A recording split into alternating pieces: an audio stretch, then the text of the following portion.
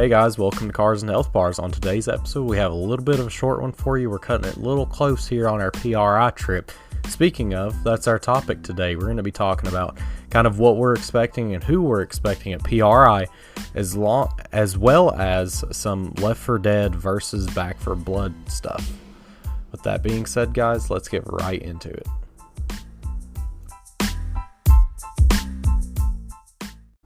Alright, so as I said in the intro, PRI is upon us. We are, as you're listening to this, we will probably already be on our way there, if not there. Probably be there. So, just going by which you've been there before, I haven't. So, just seeing the map on the PRI app, it's insane how many vendors are going to be there. Yeah, I don't know how to describe it. It's like its own. It's like IKEA, but just car and part manufacturers. Yeah, I kind of like the app because as you know, somebody who's going to be going around and meeting and greeting all these different people, it's nice to kind of have a planner of what booths you plan to go to and where they're located at. Yeah, for sure. I just walked aimlessly, pretty much. Like, it's very easy to just go wherever, and you could probably do that for a few hours. What are some vendors that you typically single out, at least whenever you go to PRI? Like, who are some people that you kind of try to make a effort to go talk to? Well, anytime I go with MCR, we always go Texas Speed. Lee Alden, I always go hang out with him and the Texas Speed crew. And then I like to see Cletus set up. I don't know Cletus or nothing, but I just like to see what he has going on because he's always at one booth or another. Got a few cars. Yeah, I'm not. And then Chevy Performance too. Oh yeah, they had that 632 third gen. Yeah, that Hoonigan third gen. That's crazy. I think it was clean. Yeah, I'm not too sure Cletus is going to be there that year. I've kind of slacked off on keeping up with him, but he hasn't mentioned anything about it. He might I don't know. He makes all these trips everywhere, but it seems like he's kind of getting away from our area because he quit coming to LS Fest, and it's like I don't even think he came to PRI last year. I think just his car was there at PRI. Yeah, he had 2 cars at PRI. Yeah. Ruby and the Elko. Yeah, well. Yeah, I was going to say, that was probably before he had that Steve Morris big block in it, which... It was. So, it'd be cool to see Steve Morris there, but I'm sure he's not going to be there. I did not see him on the planner. Yeah, I didn't know if he came. I never seen him. Yeah, you said Brian Tooley's going to be there, though, right? He should be. He was all the previous years I've been. Yeah. I think... Talked to him for a minute. I'm gonna definitely single out Brian because we've met him a few times. I mean, you've met him a lot of times, but I've met him a couple times personally. I know, like you said, Texas Speed. I also want to go check out Mazak, dude. I was fired up whenever I seen Mazak was there. Yeah, I bet you'll be loving the tool industry side. Yeah, that's gonna be cool. I want to definitely see if I can get like a lanyard or something while I'm there. That's a big bet. Yeah, sorry, my throat has been killing me. No, you're good. I think everybody's kind of struggling with this weird weather we've been having. It's really cooled down. It done messed us up, man. I wonder how much cooler it's going to be in Indy than it is in Bowling Green. Oh my lord. That much of a difference? It's cold. Yeah, you better pack warm. Pack warm. Have the thermals on. Might not be able to rep the short sleeve Cars and Health Bars t-shirt there, unfortunately. Yeah, you'd have to wear it on the outer layer or something. Stretch that thing over a hoodie or something. Yeah, you got to make something work with it because it's gonna be chilly. How packed is it usually there? As far as is there like a lot of people there walking around? Oh yeah, it is really packed. It's like walking around LS Fest or around the Holly booth. Wow, that's insane. Like, what kind of people do you see kind of participating in the walking around? Is it like it's mainly like people like kind of MCR like us, just local shops. It could be like a transmission shop or general repair, whatever. There's all kinds of stuff there. I'm sure racing teams go there too. Oh yeah, for sure. Letitia will be there. I'm certain that. Yeah, it just seems like a big which it's strategically planned during the winter, so it's like all of us don't really have much going on with our car, other than like building. There's not really any outside events going on. It's just like a big car people like party meetup. Yeah, it's kind of the same thing with SEMA, really. This is hosted by SEMA too, so. Oh, so this is It falls in line with them. The SEMA in Vegas is more like truck stuff, isn't it though? No, it's definitely got a performance side too. I was gonna say, is this like the street car version of SEMA in Indianapolis? But nah, there's definitely not street cars as much at PRI. You know who I'd like to see there is Haltech. I wonder if they'll have something set up. Oh, they are. They're always there. I love Haltech, dude. That's something I've kind of found out about here recently. Getting stickers is the best thing ever at PRI. Oh my lord, it's so good. I wouldn't have imagined you being a sticker hunter. Oh, I am, dude. If you've seen my toolbox, you know I'm after them stickers. If you ever like build a car like my 3rd gen or something, you need to do what Cletus did with the Ruby's 6th gen. Just sticker bomb the back face of the bumper. That looks so cool. I could do something. Yeah, I am a bounty hunter though. I'm just super excited to see who all is going to be set up. I'm of course, for the podcast, I'm like really hoping that we could get some interesting conversations going with some people. Maybe get some manufacturer vendors on the podcast. That would be amazing to like get somebody for like Take Speed or just anybody up there come on the podcast and talk a little bit about what they got going on. Of course, we're going to hear firsthand from them, but to get them to kind of do some advertising on our podcast and educate our viewers on what is going on with whatever they are making or selling. That's just going to be awesome. Yeah, because there's definitely a lot of new technology and modern, automotive components at PRI. Yeah. And, there might be some people that listen that don't really know too much, and it'll be just a good way to get educated on, like, the fundamentals of stuff, like, if we have somebody for, like, Renegade or VMP on, they can kind of explain, how, like, racing fuel, how it has its beneficials, how it's beneficial, I'm super pumped, and, it seems like it runs out really late into the day, doesn't it? Yeah, I've never stayed till it ends, so I know it's decently late. I seen something like an after party. It was like crazy looking. I was like, all right. I've never known about that. Yeah, it's crazy. Like ad just keeps popping up on my Facebook because it's just like I always watch it all the way through, and I guess that's what's making it pop up more and more. If they have a car meet, I would be interested in going to it. Yeah, this is the first time taking your car up there, isn't it? Yeah, I've always just, rode up in the SUV or something. Yeah, something fuel efficient. Just something comfy. Yeah, that too. I'm going to be mobbing out up there. Dad's parents always have a good whip. Yeah, true. They got the swaggin' wagons. Oh, man.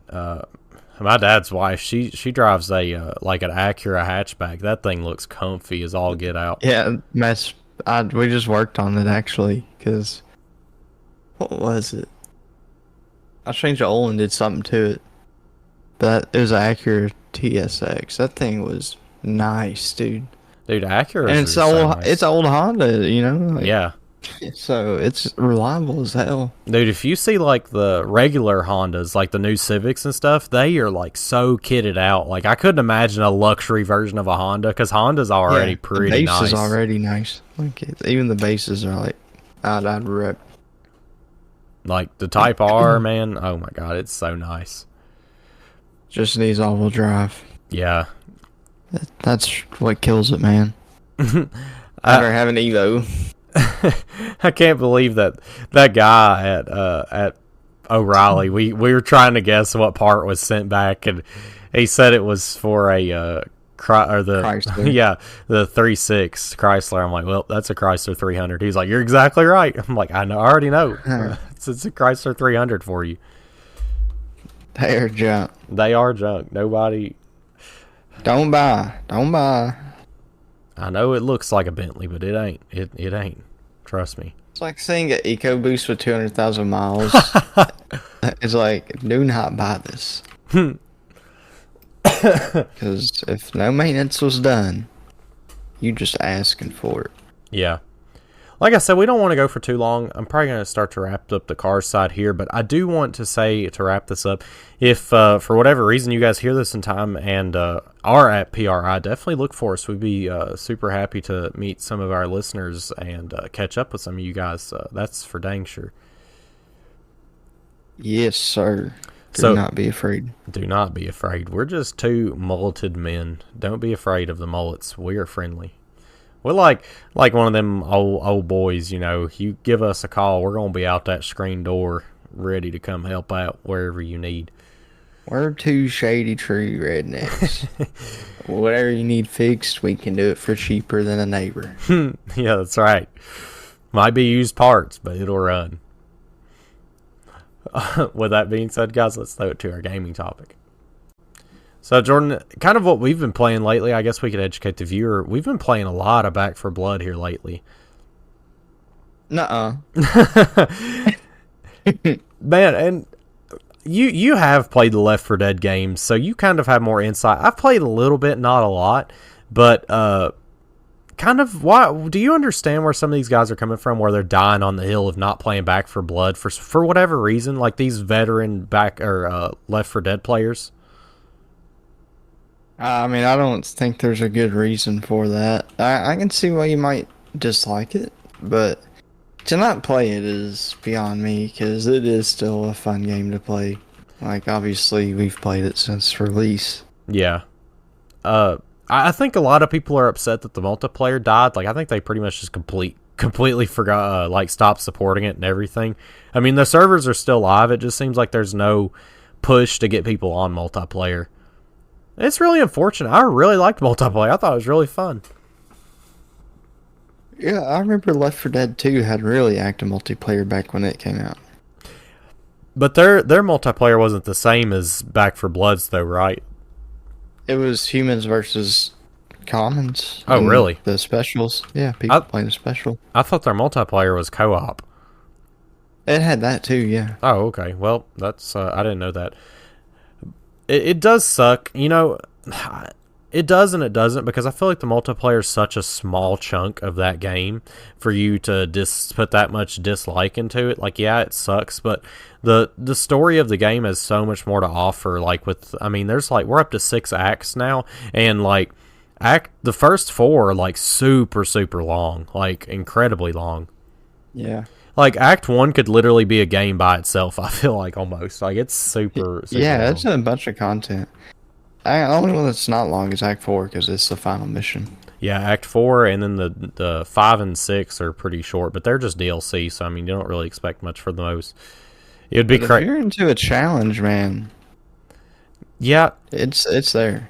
Yeah, especially with No Hope. I will say, you know, if you've listened to this podcast for a long time, you probably remember us talking about this before, but No Hope pre-patch, like whenever they first came out, the difficulty was so insanely difficult, but now No Hope feels like it's challenging, yes, but it's not impossible, like the name would suggest.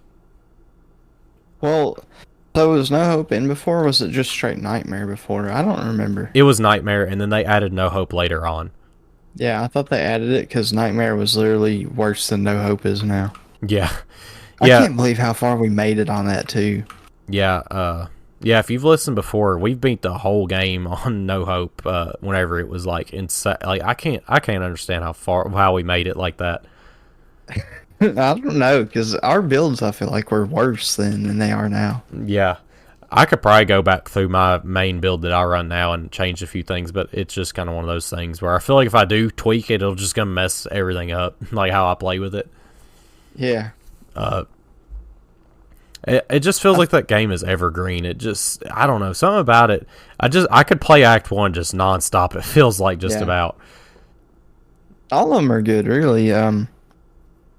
You know, I like it a lot more, and it has more to offer in a lot of aspects compared to Left 4 Dead.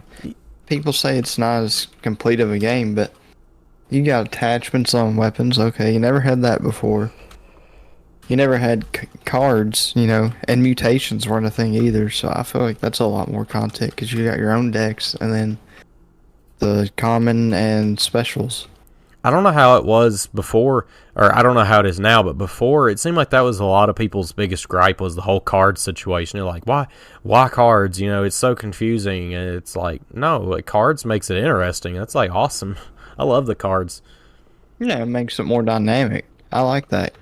Yeah, it's not so straightforward. Like, you actually have to sit and plan out, if you're not on No Hope, you're on like Recruit or something where you're getting your cards slowly. You kind of got to plan what cards you want win and what cards work good. You use your deck as a synergy. Like, if you're running like your melee deck that you have, like, each card feeds off of each other. They all build up to make one ultimate setup.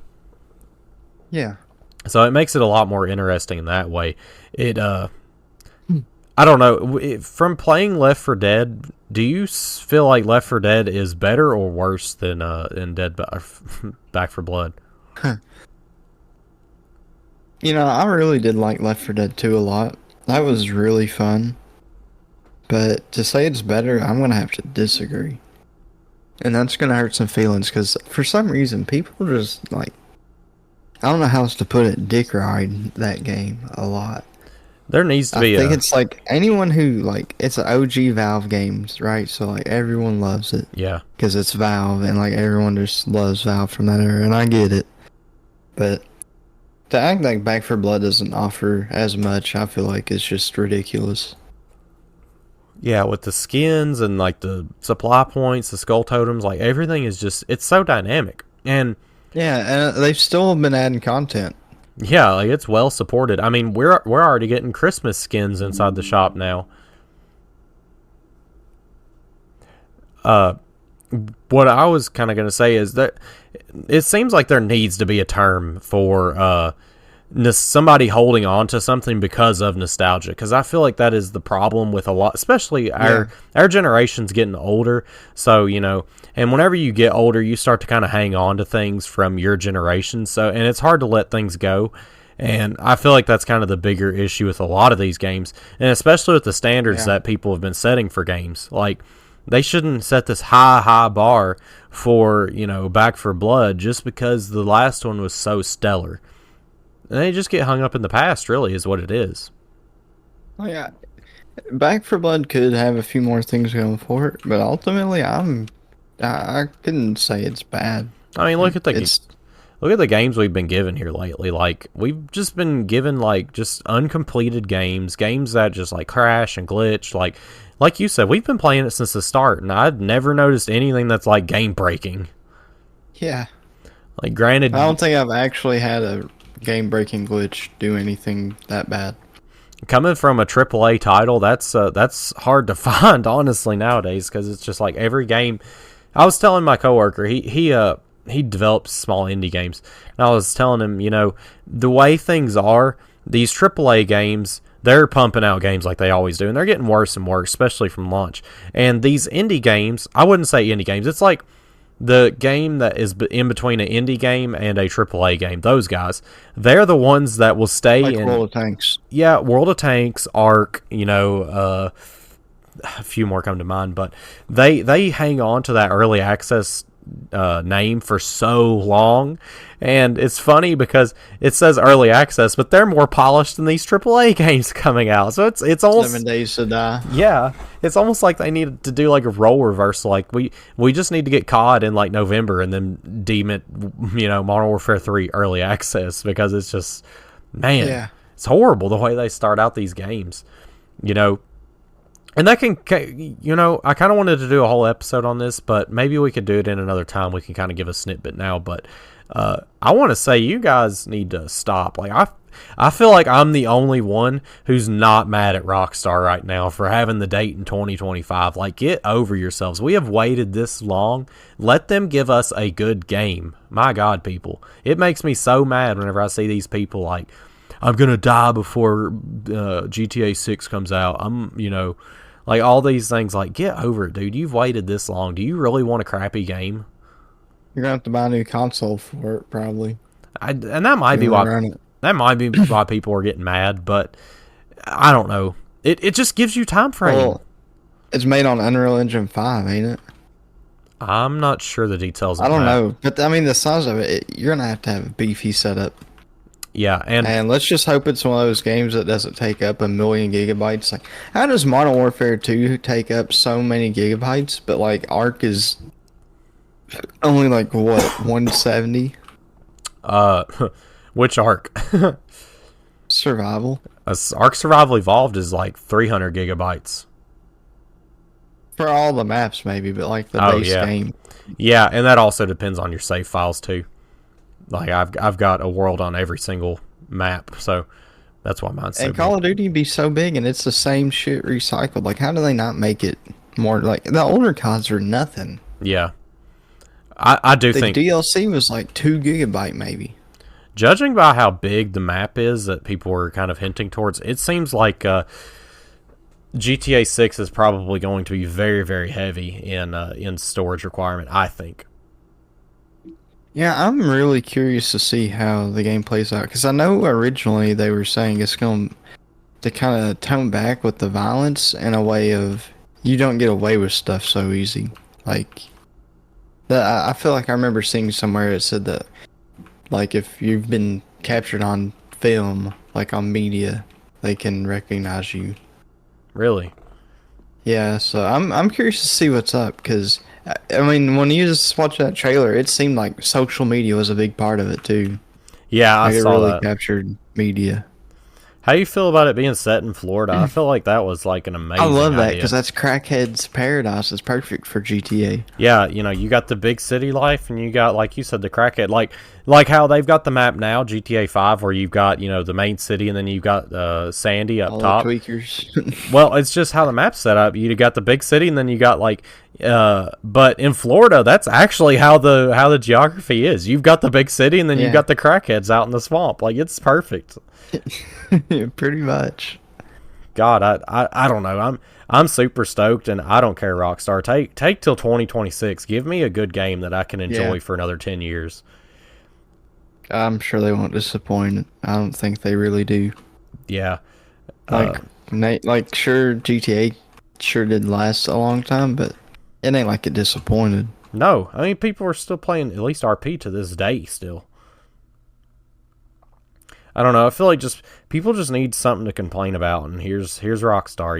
Here we go with this, and way too many people were building this up like, oh yeah, we're gonna see it like in spring of this year. Like, no, people, you do not.